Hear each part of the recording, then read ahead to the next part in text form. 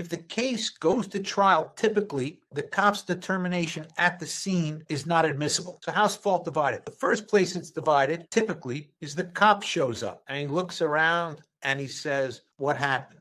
And the cop might determine who's at fault. Well, it looks like this vehicle switched lanes without signaling. I'm going to put them at fault. Guess what? If the case goes to trial, typically the cop's determination at the scene is not admissible.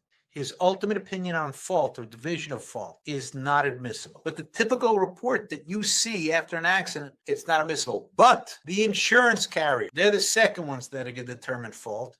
And they typically will do it, number one, based on the police report. Even though the police report's not admissible, they can still say, yeah, well, based on the police report, we're not paying. Let's suppose the police report's in your favor. The insurance carrier can hire an investigator. They're the second ones that are going to determine fault. Doesn't have to accept their idea of who's at fault. But if the case on the personal injuries goes to trial, I don't have to accept that 70-30 split. As a matter of fact, I established with my firm's appellate work, appellate law, which is the highest law, where I've had clients get 100% as a matter of law. You didn't even have to try who's at fault on a left turn case. I established that law in New York. And lastly, if a case goes to trial, it's determined by a jury. And they can apportion. Apportioning liability means dividing up 60-40, 30-70, 80-20, but it has to add up to 100. And that can affect how much money you can recover based upon the more the other vehicle's at fault, the more you're entitled to be compensated. In New York, even if you're partially at fault, you're still entitled to compensation.